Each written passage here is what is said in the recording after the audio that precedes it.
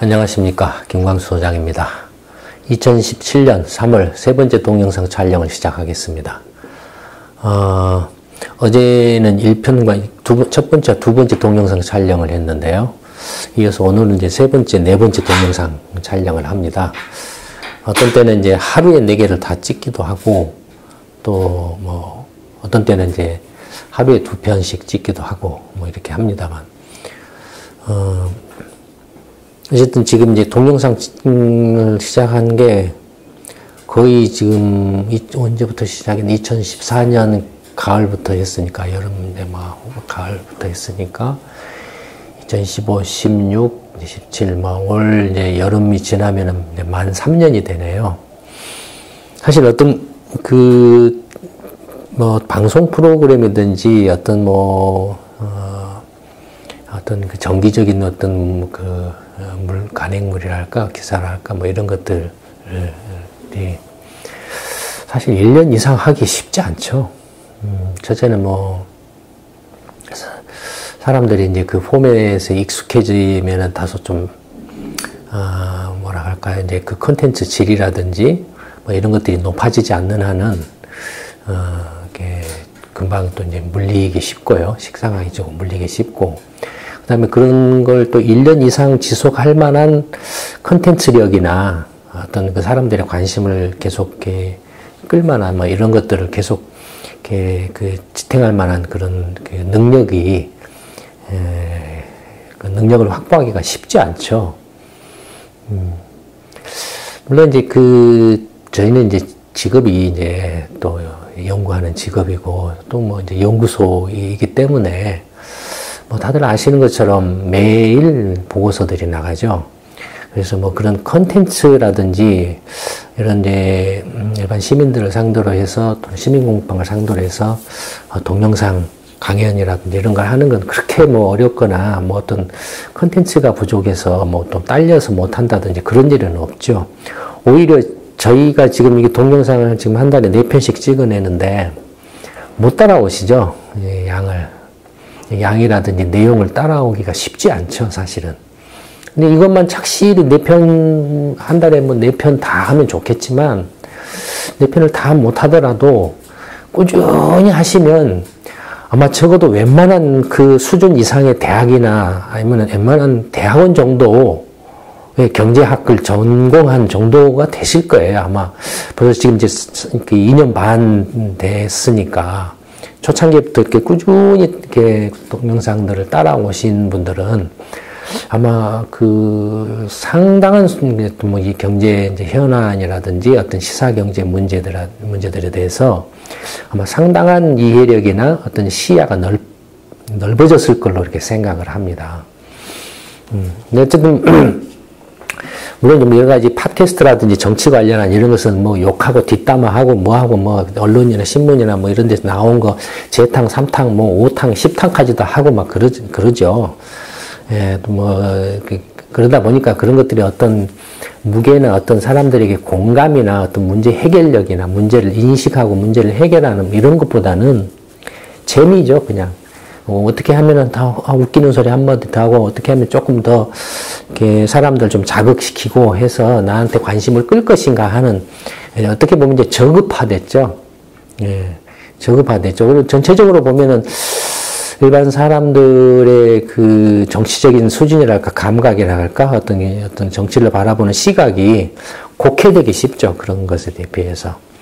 경제도 마찬가지입니다. 경제도. 예를 들어서 저희 같은 이런 전문기관이나 전문가 또는 이런 동영상이나 보고서 같은 것들이 없었으면 엉망진창이 됐었을 겁니다. 예전에도 제가 그런 말씀을 이제 드렸던 적이 있는데요. 그 연구소를 2000년에 세우고, 그 다음에 이제 처음으로 연구소 설립 이후에 2003년에 이제 현실과 이론의 한국 경제라는 책을 이제 처음으로 냈었습니다. 근데 그 책을 내기 전까지만 해도, 물론 낸 후에도 그렇습니다만, 전까지만 해도 정말로 엉망진창이었어요. 뭐, 지금도 마찬가지인데, 정말로 개나 소나 다 나와가지고, 방송에 나오고, 신문에 기사 한번 나오고, 뭐, 인터뷰하고 막 하면 다 전문가가 되고, 그 다음에 또 그때는 뭐 했냐면은, 무슨 재테크가 이제 외환위기 직후에, 재테크가 굉장히 또 유행해가지고 부자 되는 그 후 한 몇 년 동안 그게 그 당시 좀 유행했었죠. 그 후 2000 뭐 한 5, 6년 이런 무렵까지 부동산 투기 한창 막 방방 떴을 때 뭐 주식 투자해서 부자 되는 법이라든지 뭐 부동산 투자해서 부자 되기라든지 뭐 100억 벌기라든지 뭐 이런 이상한 막 이런 것들이 나왔잖아요.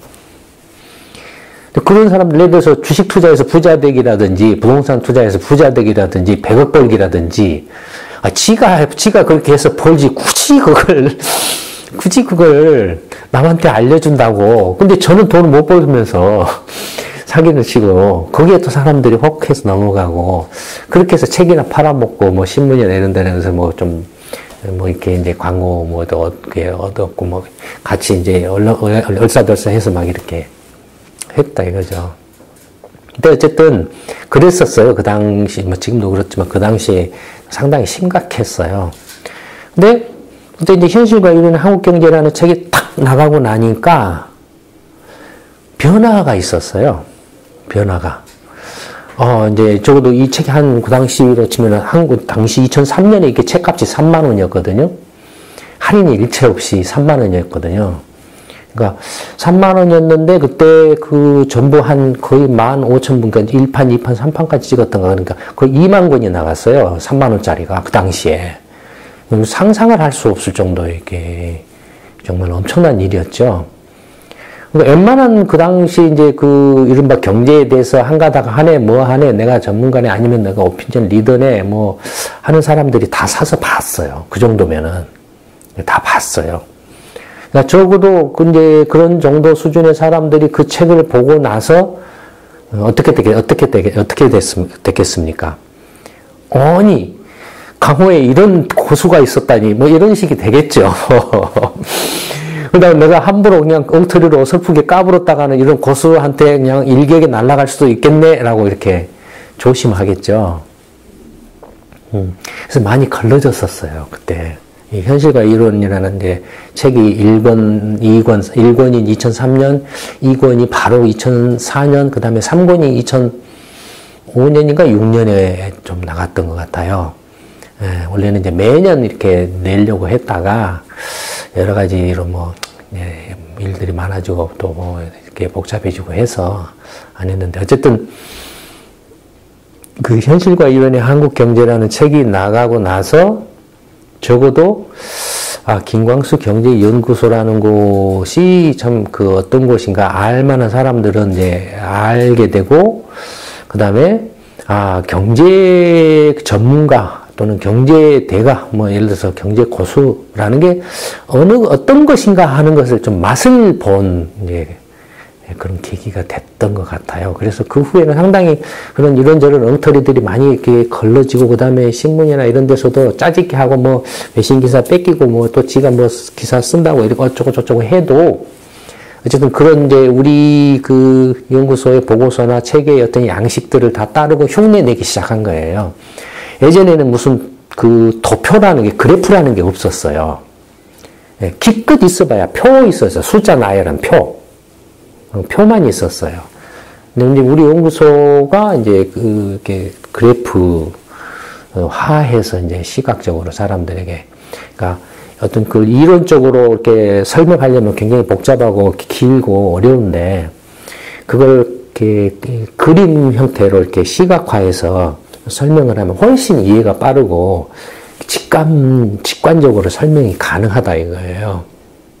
다만 그런 그래프라는 것이 아무거나 갖다 따놓고 이렇게 붙인다라고 해서 이게 무슨 뭐 경제 보고서나 경제 전문가가 되는 건 아니고, 이제 어떤 문제에 대해서 어떤 나름대로의 논리적인 어떤 이론적 배경이나 객관적인 데이터나 그 다음에 어떤 분석력이나 어떤 뭐 수학적이든지 그것이 뭐 경제학적이든지 어떤 분석 방법론이나 통찰력이나 이런 것들이 배경이 돼서 그 문제를 정확하게 이해하고 그 다음에 그 문제의 원인을 설명하고 그 배경이나 이런 것들을 이제 분석하고 그 다음에 문제점을 집어내고 그 어떤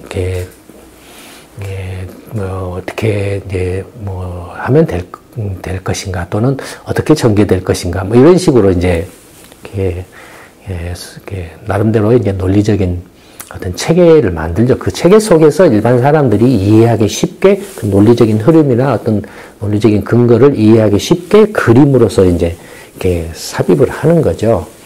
근데 그런 것이 없이 그냥 여기저기 아무 이렇게 난잡하게 그림만 따다가 이렇게 그래프로 갖다 붙인다라고 그래서 이게 무슨 게 경제적인 어떤 분석 보고서나 전문가가 되는 건 아니죠. 그러니까 저희는 그런 어떤 것들을 딱 한 번 보면 금방 알아버려요. 이게 엉터리도 아니다라는 걸 금방 알아버려요. 저는 평생 그런 식의 논리라든지 객관적인 데이터 분석이라든지 분석 방법론이라든지 뭐 경제학 이론에서부터 시작해서 그 다음에 이제 뭐라 할까요? 어떤 나름대로 통찰력, 이제 다른 데서 다른 사람들이 생각지 못한 어떤 그런 통찰력을 가지고서 이제 해오고 있죠. 그런 점들이 굉장히 이제 거의 타의 추정을 불허할 정도로 이렇게 높이 평가를 받았기 때문에 20년 가까이 한국이라는 이런 불모지대에서 지식 사업을 20년 동안 망하지 않고 이렇게 유지해오고 있는 그런 이제 원동력이 되고 있겠죠. 근데 어쨌든 그랬습니다. 예, 설부가 좀 길었습니다만 이제 3월 세 번째 동영상 주제는 2016년, 그러니까 작년이죠. 작년의 주요 경제권의 성장률에 대한 이야기입니다. 뭐 복잡한 이야기는 아니에요. 근데 이제 성장률에 대한 이야기인데, 이게 지금 뭘 말씀드리려고 하냐면은, 이제 그 2008년 이제 금융위기가 나고 나서 이제 굉장히 이제 경제적으로 혼란한 시기가 이렇게 지속되어 왔지 않습니까? 물론 이제 나라에 따라서 일부 이제 회복하고 있는 나라도 있고 아직도 헤매고 있는 나라도 있고 뭐 다양하죠. 근데 이제 뭐냐면은 이제 항상 이제 연말 연초가 되면은 내년에는 좋아질 거야. 내년에는 좋아질 겁니다. 라고들 이렇게 말했다 이거예요. 근데 지나놓고 보면은 아니었다 이거죠. 그러면 그걸 예를 들어서 한 번 내년에는 좋아질 겁니다. 라고 해서 이제 지나놓고 봤더니 안 좋았어요. 이건 좀 이렇게 어쩌다가 이렇게 좀 안 좋았습니다. 내년에는 틀림없이 좋아질 겁니다. 두 번 이제 또 지났어요. 근데 또 안 좋아졌어요. 그래, 내가 두 번까지는 내가 봐줄 수 있어. 참을 수 있어. 세 번, 내년에는 정말로 틀림없이 좋아질 겁니다. 세 번째가 또 안 좋아졌어요. 이건 뭐야? 이렇게 되잖아요, 이제. 말하자면, 기대하고 실제 간의 그 관계에 대해서 여러분들에게 조금, 말씀을 좀 간단하게나마 말씀을 한번 해드리려고 이제 꼭지를 잡았습니다. 이제, 보시는 것처럼 이제 일반적으로 사람들 일반적인 현상이라고 할 수 있는데, 자신의 기대치를 높이려는 행위는 사실 본능에 가까운 그런 현상이라고 이렇게 볼 수 있을 겁니다. 일본 개인으로 생각을 해보세요. 근데 내가 취업을 하려고 한다 하면은 인터뷰를 한다든지 이력서를 쓴다든지 할 때 어떻게 합니까? 어떻게든지 자기를 꾸미려고 하잖아요. 꾸미려고 한다라는 또는 자기에 대해서 이렇게 조금 뭔가 좋게 말하려고 하잖아요. 그래서 좋은 인상을 주려고 하지 않습니까? 그건 뭡니까? 자기에 대한 기대치를 높이려고 하는 행위죠. 그런 행위는 뭡니까? 자기에게 이익이 되기 위한 것이기 때문에 이익은 본능적인 행위, 반로에 기인한 거니까 본능적인 그런 행위에 가깝죠. 자기의 기대치를 높이려고 한다는 그 자체는 나쁜 건 아니에요. 본능에 가까운 현상이기 때문에 그걸 그대로 그럴 수 있다라고 받아들일 수 있는 거예요. 예. 근데 자기의 기대치를 높이는 행위는 본능에 가깝지만 어떻습니까? 실제는 자기가 이렇게 다소 조금 실력이 안 되더라도 실력이 있는 것처럼, 자기가 조금 이렇게 능력이 안 되더라도 능력이 있는 것처럼, 자기가 조금 없더라도 자존심상 내가 없는 것처럼 안 보이려고 한다든지, 뭐 이런 것들이 있잖아요. 자기의 기대치를 이렇게 높이려고 하는 방법은 여러 가지 방법이 있죠. 근데 어쨌든 간에 그런 기대치를 높이려고 하는데 항상 기대치하고 이 높은 기대치는 기본적으로 높이려고 하는 성향을 가지고 있기 때문에 실제하에 비하면 어떻습니까? 항상 과대평가되는, 항상 높게 평가되는 경향을 보이겠죠. 그렇죠. 이건 개인뿐만이 아니고 거의 그 사회 전반에 걸친 게 현상이라고 이렇게 볼 수 있겠죠. 왜냐면 그 사회를 구성하는 개개인 모두가 다 기대치를 높이려고 하는 그런 본능적인 것들을 가지고 있기 때문에 사회 전체적으로도 뭐 항상 기대치를 높이려고 하는 그런 힘들이 작용을 한다 이거예요. 근데 항상 실제로 가보면은 현실은 그 기대치에 못 미친다 이거예요. 여기서 오는 이제 부작용, 갈등, 괴리 이런 것들이 이제 문제를 일으킨다라는 거죠. 예를 들어서 이제 그 기대치하고 실제 간에 항상 괴리가 있지 않겠습니까? 이건 필연적으로 있겠죠. 근데 이제 문제는 뭐냐면은, 그러면은 무조건 하고 기대치를 높이면 되느냐? 기대치를 아주 상습적이고 직업적으로 높이는 건 사람들은 누굽니까? 사기꾼들이죠. 그렇죠. 사기꾼이잖아요. 그렇죠? 아닌 것을 마치 사실인 것처럼, 없는 걸 있는 것처럼, 막 이렇게 꾸미는 거잖아요. 그러니까 말을 좋게 표현하면 기대치를 높이는 거지만 나쁘게 표현하면 사기치는 거죠. 그렇죠. 네, 그래서 그 신뢰하고 괴리 간에는 항상 반비례 관계가 있죠. 괴리가 크면 클수록 신뢰가 떨어지죠. 그러니까 괴리라는 것은 기대치하고 실제 간의 괴리 차이를 말하죠. 그러니까 말하자면 자기를 포장하면 할수록 그 사람에 대한 신뢰가 떨어진다 이거예요. 그렇지 않습니까? 반대로 자기를 있는 모습 그대로 보이면은 그 사람에 대한 어떤 그 기대치나 이런 괴리가 적기 때문에 적어도 그 사람의 어떤 언행에 대해서는 그 사람은 그 정도의 언행을 하는 사람이야 라는 그런 신뢰가 있다 이거예요. 형성된다 이거예요. 그러니까 그런 점에서 보면 그 자본주의라는 것에 약간 그 모순점도 이렇게 있습니다. 왜냐하면 자본주의가 이익 추구를 하나의 기본 동인으로 삼고 있잖아요. 그러니까 말씀드린 것이 이건 본능에 가깝기 때문에 그 자체로는 선악을 판단할 선악의 논의 대상이 아니에요. 아니지만은 문제는 뭐냐면 이제 그 자본주의라는 그 제도가 시스템이 유지되기 위해서는 적어도 이 자본주의 시스템이 파국으로 이렇게 빠지지 않는, 파국으로 이렇게 떨어지지 않는 정도의 최소한도의 신뢰는 유지를 해야 된다라는 거예요. 그렇겠죠? 최소한도의 신뢰를 유지하려면 적어도 그 뻥치는 것이 정도껏 쳐야 된다는 거예요. 정도껏 뻥을 쳐야 된다는 거예요. 근데 그 뻥치는 현상은 가장 우리는 온통 주위에서 뻥치는 걸 보고 있는 거예요. 텔레비전을 들어도 다 뻥치는 거고, 신문을 봐도 뻥치고, 인터넷을 봐도 뻥치고, 사람을 만나서 이야기도 뻥치고, 이른바 마케팅, 광고, 다 뻥치는 거잖아요. 물론 이제, 있는 그대로를 선전하고 알리는 것은 그 신뢰가 붙겠죠. 그러나 적어도 광고한다든지 마케팅이나 홍보를 한다고 할 때는 어떻습니까? 다 기대치를 높여서 이렇게 하겠죠. 이 물건 대단히 좋습니다. 이건 만병통치약입니다. 실질적으로 예를 들어서 이게 감기약 하나를 들고 와서도 마치 이것만 먹으면 모든 병이 다 낫는 것처럼 그런 식으로 이렇게 광고나 마케팅 홍보를 한다 이거예요. 그러니까 자본주의라는 게 그런 부분들을 어떻게 잘 제어하느냐가 사실은 자본주의가 건전하게 발전하느냐 못하느냐의 핵심인 것 같아요. 자본주의가 건전하게 발전하려면 신뢰를 일단 이렇게 쌓아야 돼. 신뢰는 저절로 만들어지는 게 아니고 그 구성원들 스스로가 각자가 신뢰를 쌓아가는 수밖에 없어요. 근데 그런 신뢰가 무너지게 되면 자본주의 자체도 무너지고 자본주의에 대한 불신이 커지죠. 왜냐면 사기라고 생각을 해요. 그 다음에 그러니까 사기하고 현실 간의 그 기대하고 현실 간의 괴리가 커서 이건 받아들일 수 없는 시스템이야. 이건 그래서 격차가, 양극화가 심각해. 이건 아니야. 이렇게 돼버린다 이거예요. 빈부격차가 심각해. 라든지, 이런. 빈부격차가 심각하다는 것은 자본주의의 어떤 내재된 어떤 구조적인 모순에 기인한다라기보다는 지금 신뢰를 쌓지 못한 데 대해서 신뢰를 쌓으려고 노력하지 않는 결과물이라고 이렇게 또 해석을 할 수가 있죠. 그러면 조금 더 이제 현실로 땡겨와가지고 경제 문제로 좁혀와가지고.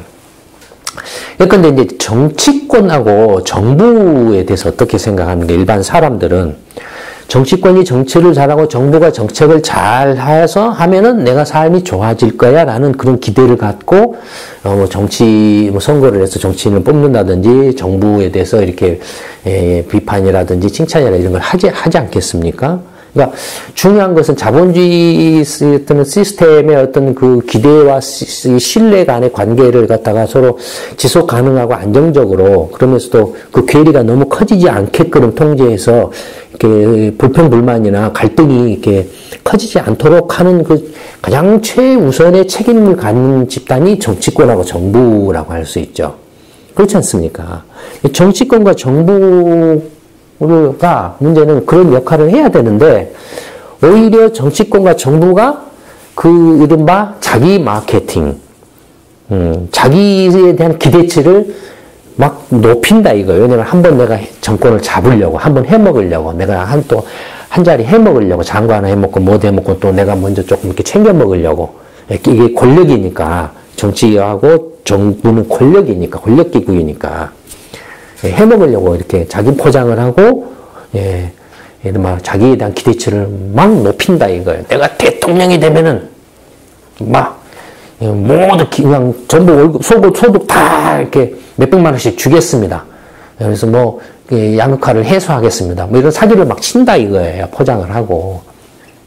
내가 뭐 4대강 해서 뭐 녹색 성장을 하겠습니다. 뭐 이렇게 사기를 뻥 친다 이거예요. 내가 무슨 창조 경제를 해서 내가 뭐 하겠습니다. 이렇게 한다 이거를 최순실하고 같이 짜고 다 해먹어 버린다 이거예요. 이게 다 이렇게 그 정치와 정부가 가장 이 기구가 권력, 이렇게 핵심인 그 주체들이 가장 먼저 앞장서서 사기를 쳐버린다. 그러니까, 그래서 이제 정치와 정부의 전문성이라는 게 중요하다라는 거예요. 그래서. 왜냐하면 전문성이 없으면 없을수록 전문성이 부족한 것을 감추고 그걸 포장을 하려고 한다는. 일반 사람은 아까 마침 취직하려고 하는데 내가 학력이 부족하고 실력이 부족하고 하면 어떻게 했으면 그걸 포장을 하려고 하잖아요. 마찬가지다 이거예요. 내가 나라를 경영할 정책적인 능력이나 전문성이 없으면은 어떻게 했으면 그걸 감추고 포장하려고 한다 이거예요. 그래서 다른 쪽으로 자꾸 막 이렇게 선동을 하고 마케팅을 해가지고 자기에 대한 기대치를 높이려고 하는 거예요. 내가 대통령이 되고 내가 장관이 되고 내가 뭐가 되면 그렇게 하겠습니다. 막 사기를 친다 이거예요. 근데 사람들은 이제 일반 사람들은 힘이 없다고 생각하니까 그냥 선거 때만 되면 와서 표 찍으세요. 표 안 찍은 놈은 독재에 찬성하는 놈입니다. 표 안 찍은 놈은 민주주의를 반대하는 놈입니다. 표 안 찍은 놈은 이렇게 부정부패를 찬성하는 놈들입니다. 이렇게 막 이렇게 욕심거리를 하면서 표 찍는 기계로 막 전락시킨다 이거예요. 근데 어떻게 자본주의나 민주주의가 이렇게 표 찍는 기계가 돼야만 그게 자본주의고 민주주의냐 이거예요. 근데 그런 식으로 선동을 해가서 이렇게 한다. 그것이 계속 누적되다 보니까 이제 임계점에 이르고 있어서 이제 시스템에 대한 불신으로 이렇게 간다. 근데 사실은 그 시스템의 문제라기보다는 정치와 정부의 문제죠. 정부와 정치의 문제죠. 정부하고 정치권이 지나치게 기대를 높이려는 그런 강한 유인이 존재한, 정부하고 정치권이 전문성과 정책 능력이 없으면은 그걸 포장해서 자기들 어떤 기득권을 이렇게 더욱더 유지하고 권력을 이렇게 지키려고 하는 그런 강력한 유인이 존재한다. 얘들은 권력을 잡고 있기 때문에 유리하다 이거 일반 국민들에 비해서. 결국 그런 사람들이 이제 하게 되면 어떻게 되겠습니까? 항상 지표 경기를 발표를, 성장률이 몇 % 성장했습니다. 앞으로 올해는 성장률이 몇 %가 될 겁니다. 근데 일반 사람들이 체감하는 체감 경기는 개판이다 이거예요. 저놈들은 경제가 성장한다고, 경제가 잘 된다고, 잘 돌아간다고 말하는데 나는 먹고 살기 힘들다 이거예요. 그런가 하면은 또 한편에서는 이제 대표적으로 이렇게 기대치로 이렇게 작동하는 경제하고 실제 이제 체감으로 현실에서 발로 뛰어서 작동하는 경제, 기대치로 작동하는 경제는 뭐 자산시장이죠. 주식시장이나 부동산 시장이라든지 기대치 이거 얼마 오를까? 이걸로 움직이는 시장이죠. 그렇죠? 이게 얼마 오를까? 이것이 얼마만한 가치가 있을까? 이런 걸로서 이렇게 움직이는 시장인 반면에 실물 시장, 실물 경제는 어떻습니까? 내가 물건 만들어서 발로 뛰어서 팔아야 그것이 내 돈이 되는 거죠. 그렇죠? 아, 내가 이걸 만들었는데 이걸 나는 100만 원이야 하는데 실제로 100만 원 누가 이런 걸 사겠습니까? 아무도 사는, 이거 만 원 정도 그러면 내가 한번 생각을 해보겠어. 이런 거죠. 이거 기대치가 아니죠. 흥정이죠. 현실에서. 예. 그러니까 자산시장과 실물경제 또는 자산경제와 실물경제 간의 큰 이 경계선이 이 기대치, 예, 자산시장 기대치로 움직이는 시장이고 실물경제는 예, 체감, 현실로 이렇게 발로 뛰어서 움직이는 이 괴리가 크다 이거예요. 그러니까 항상 이 주식시장이나 부동산 시장은 띄운다 이거예요. 띄운다 이거예요. 무조건 하고 좋다, 좋아질 거다. 아, 이게 거리야. 이게 소재거리야.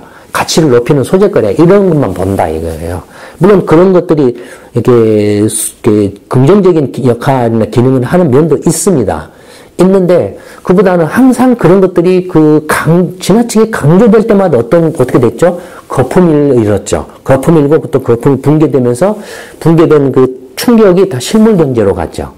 물론 자산 가격도 이렇게 뭐 폭락해 좀. 그러나 자산 가격은 또 다시 어떻게 되겠습니까? 역사적으로 봤을 때 떠받쳤죠. 다시 올라간다 이거예요. 다시. 왜냐하면은 기득권이 재산을 어떤 형태로 가지고 있습니까? 기득권이 자산 형태로 가지고 있죠. 부동산을 아파트를 뭐 1000채를 가지고 있다든지 주식을 뭐 몇 조 원어치를 가지고 있다든지 뭐 이런 식으로 자산으로 가지고 있죠. 그러니까 기득권 입장에서 보면은 자산 가격을 떠받치는 게 가장 자기 재산을 지키는 중요한 지름길이죠. 그러니까 이 실물 경제는 너무나 어렵고 복잡하고 막 잘못했다가 얻어맞고 내가 뭘 잘 모르고 전문성도 없고 능력도 없으니까 어떻게 할 수가 없지만 그러니까 항상 이제 보면은 처음에는 올해는 경제가 좋아질 겁니다. 이렇게 또 시장이 주가가 오를 겁니다. 부동산 가격이 오를 겁니다. 좋아질 겁니다. 이렇게 막 사기를 친다. 말하면 기대치를 높여놓는다 이거예요. 근데 실제로 가보면은 아니다 이거. 그 기대치하고 이제 실제가 갈수록 괴리가 커지면 커질수록 어떻게 되겠습니까? 거품이 커지죠. 이제 이걸 임계점을 넘어가면 더 이상 버티지를 못하면은 붕 하고 꺼지죠.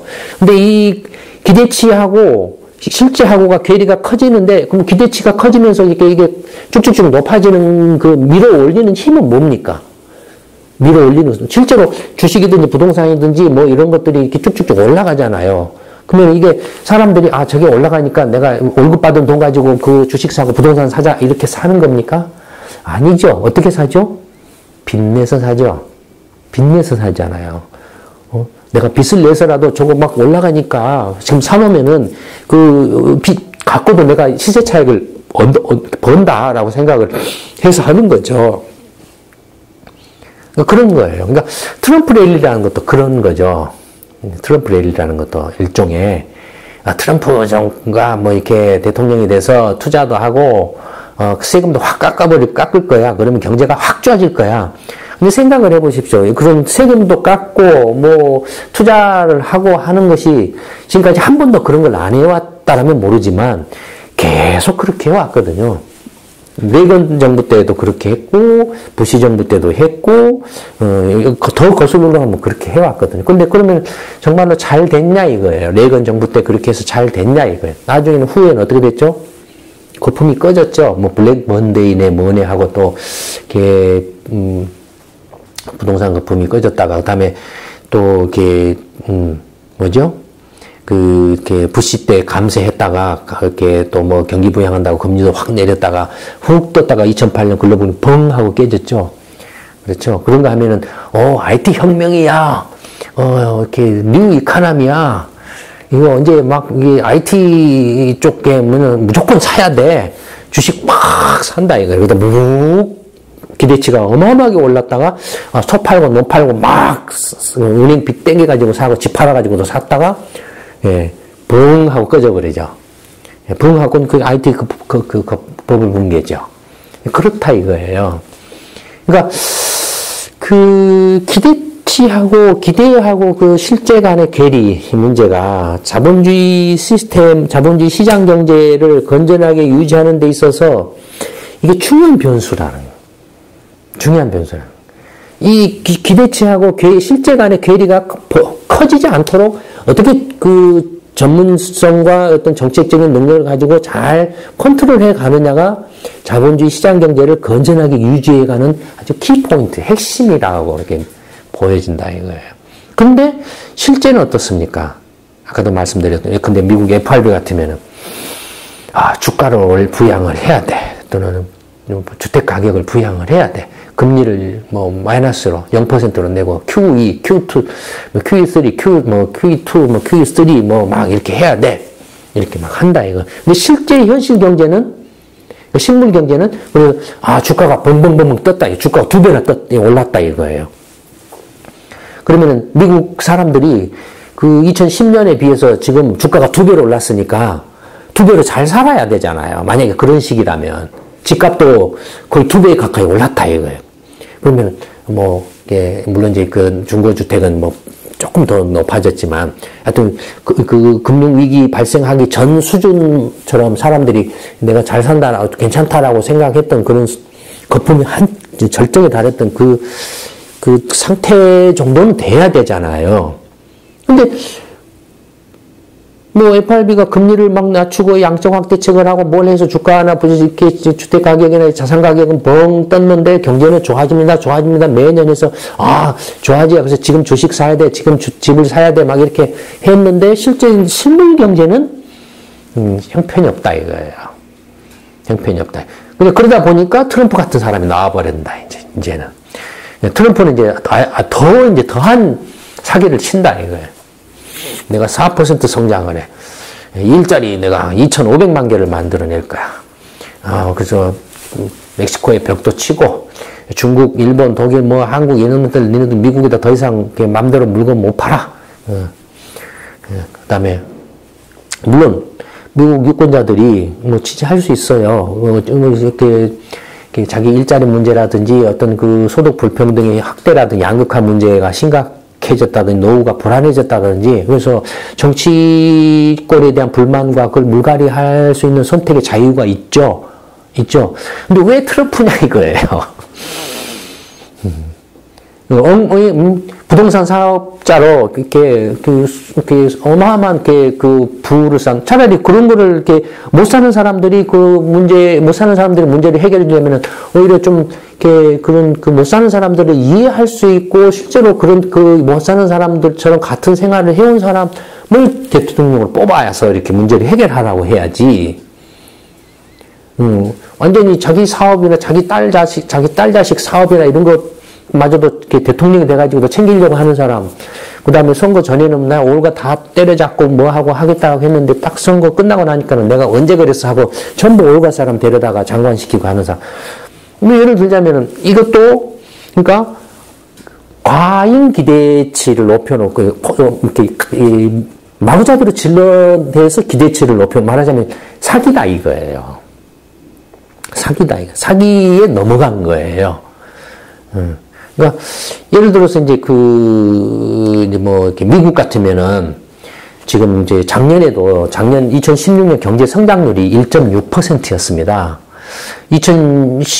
그 전년이 2015년에는 경제 성장률이 얼마였나요? 2.4% 정도였는가?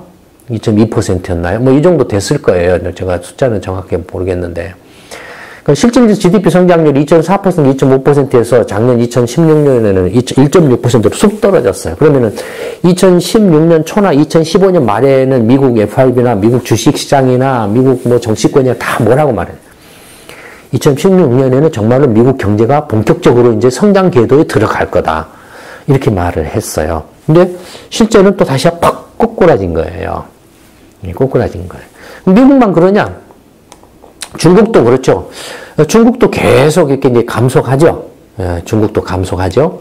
그다음에 유럽권도 마찬가지로 이렇게 성장률이 작년에 2016년에 줄었어요. 반등할 거다 했는데 줄었어요, 다시. 일본 같은 경우는 일본도 확 줄었어요, 지금 성장률이.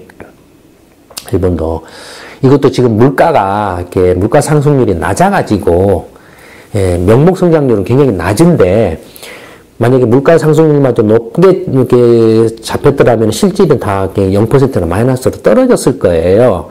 근데 유가가 하락해가지고 물가 상승률이 낮아서 그나마 명목하고 실질이 거의 비슷한 수준에서 이렇게 난 거죠. 한국도 마찬가지예요. 한국도 성장률이 이렇게 좋아진다 이렇게 뻥뻥 사기쳤잖아요. 뭐 3%대다, 뭐 4% 성장한다 이렇게 사기쳤잖아요. 상조 경제는 뭐네 하고. 실제로는 2% 이것도 어떻게 했습니까? 한국이나 일본이나 유럽이나 미국, 중국이나 다 너나 하나 할 것 없이 다 추경 편성이다 뭐다 그다음에 가계부채다 뭐다 이런 걸로 떠받친 거잖아요. 떠받쳐서 지금 1% 2% 이 정도예요. 그러니까 그 사람들이 그래서 이제 기대치하고 기대치하고 현실 간의 괴리감을 크게 느끼는 거예요. 실망감도 커지고. 그래서 이제 점점 그것이 이제 분노가 이렇게 표출되고 있는 거예요. 근데 그 분노가 표출되고 있는 모양이나 형태가 지금 이렇게 위험하게 표출되고 있다 이거예요. 분열과 갈등과 대립과 이렇게 징후로 표출이 되고 있는 거예요. 그러면 절대 문제 해결을 못합니다. 자본주의 시장 경제 시스템이 붕괴됩니다. 자본주의 시장 경제 시스템이 붕괴되면 대안이 없어요. 어떤, 이렇게 정신 나가는 사람들은 무슨 공유경제네, 사회주의, 무슨